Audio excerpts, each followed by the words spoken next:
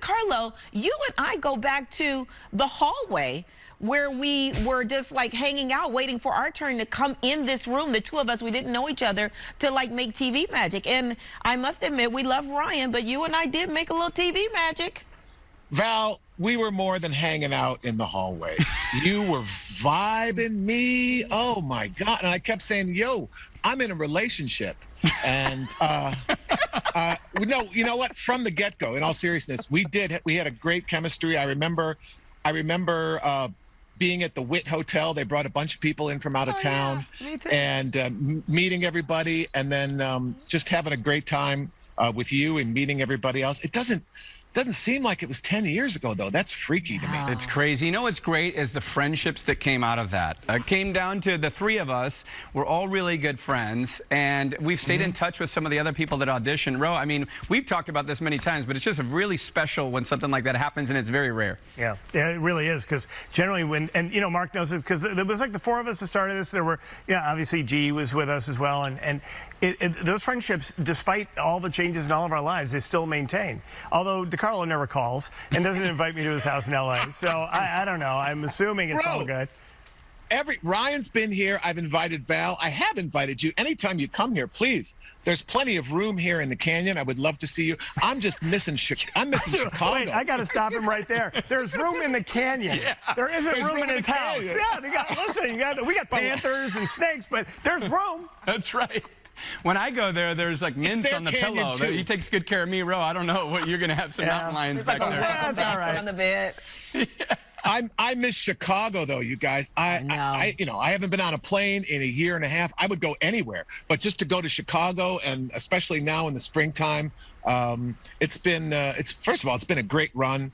We have made a lot of really great friendships, and the city and the show, I'm so happy to see going well, and I just can't wait till I can come back.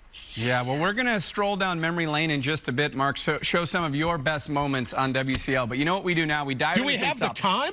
Yeah, it's like a 4-part series. It's a 3-hour show. Yeah. Ken Burns did it, didn't he? Do we have the time? Yeah. This guy. Yeah. Let's take a look back at some of Mark DeCarlo's best moments on WCL.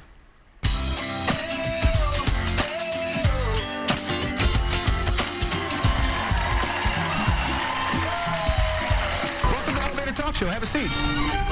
Oh, no. Ryan gave me this coat to wear today. Oh, did he? Yeah. Smell it. Smell it. Smells like phone numbers.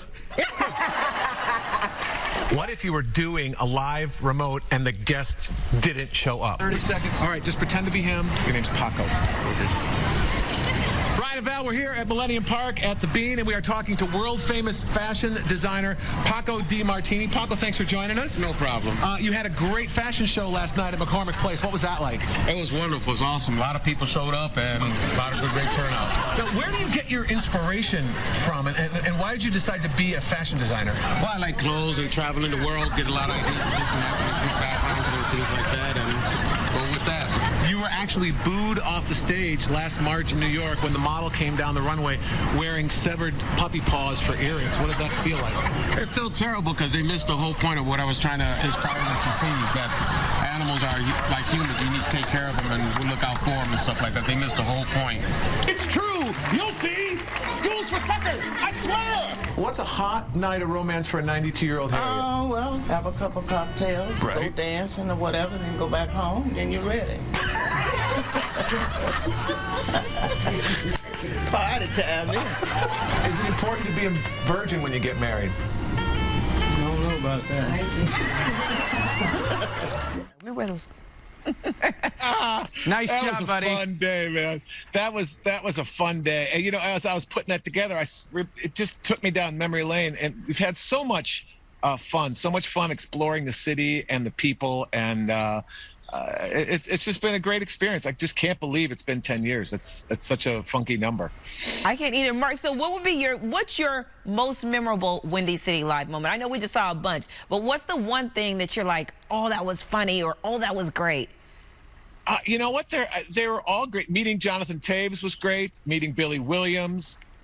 Being able, when we were doing the show at 9 in the morning, walking out of the studio at 10, getting on the red train and being at Wrigley Field by 11 for batting practice. That was great. And you know what? Really, it's the friendships with you guys and the crew and the people that have been on the show forever. I mean, we've become, you know, real life friends, and that rarely happens in show business, as you know. Yeah, and you know, you still pulled one of the best pranks anyone's ever pulled on me. I went to the Cubs game with Mark, and I get up to go get us beers because I'm a good friend like that. Yeah. I Yeah, get you are. back, and then he has a ball in his hand. He's like, dude, you missed it. A foul ball came, and I caught it right over your chair. I go, no way. He shows me the ball. It is a Major League Baseball. It wasn't fake. It was a real ball. Right. But he had it in his pocket, and it was a great prank, and he didn't even tell me for like weeks. Or when did you let me in on it? It was a little while, I think. It was. Well, it's called the long con, because then I hope you tell other people that story, and then by the time that burns out, then you tell the person the actual truth. I love it. Well, just think in the last 10 years, we've seen you get married on Windy City Live, not on the show, but of course you started dating Yenny and married her. How is Yenny? Give her our love. Yenny is excellent. She's here. She's doing very, very well. You know, that's us piloting the space shuttle. She's doing very well. Actually, COVID's been really good for her. She was the Spanish voice of the Joe Biden campaign, and I don't know if you know, but he won. Wow. So that was great. Breaking news today. She's doing a lot of animation, and just on Friday, she got hired. She signed her first writing contract. Now she's writing some cartoons, so she's doing really, really well. Like she was the Spanish voice of the Biden campaign. I mean, out of all the Spanish people in the country, how does Yenny get picked for that? Because she's good, Val. Well, she's I really know good. that, but like, come on. I know that, but tell everybody. Well, she's the voice of Disneyland. If you speak Spanish and you have all your arms and legs, you have Yenny Alvarez to thank, because she's the one that says the keep your arms and hands, manos, in the thing while you're doing it. That's her. Tell us how she does it in Spanish. You've been around Yenny a long time now. You should have picked up some Spanish.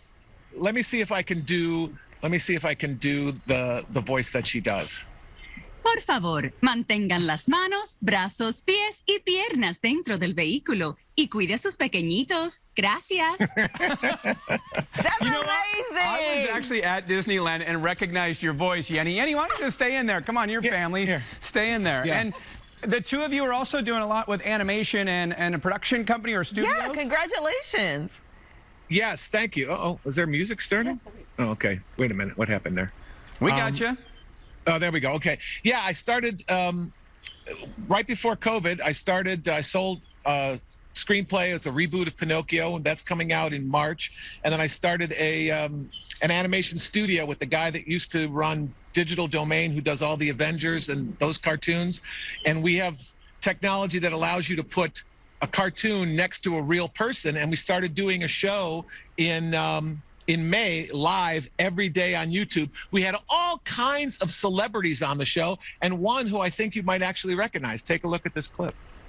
I'm feeling very free. I'm feeling very youthful. My kids are getting older. They're getting more mature. I may freeing up a little bit more time for me to have more fun, do me, love me, you know, put me first instead of everybody else. You young guys at home, when we say she's ready, this is what we're talking about. Like if you're going out and you're meeting older ladies, if you're 20 and you're dating girls in their Is that what you want to say, cougars? Yes, dating cougars. If they walk up to you in a bar and buy you a Manhattan and then lay something remotely similar to what Val has said, it's like waving the green flag at Indianapolis 500. Game on! I am so lucky to have been interviewed by Buffo. Uh-huh. Yeah, and that was, what's going on in your love life? Things good? Things are great. I'm not even going to ask Ryan. Oh, but you should. Things are good for me, too. Things are shit. But not as good as they are for Val. You know, yeah, you were getting married. Right. So all those young guys you were telling to, you know, step it up because the cougar is out there looking, if I pass them a old-fashioned, that's not going to work anymore. Oh, congratulations. Thank you, Marky. I guess you didn't get an invite to the wedding. You set the date? Is that all happening now? Oh, yeah. Did you notice what he's trying to do? He's like, is it really happening now? Yes, Mark, it is really happening now. I caught that. All right, we got to go, buddy. We got to go. Maybe you'll get an invite to the wedding. You guys. We'll see. Thanks for having me. I really appreciate it. Happy 10. Yes, happy 10. Make sure you guys check out Mark on Instagram at Mark DeCarlo TV. And, of course, Bafo the Bear.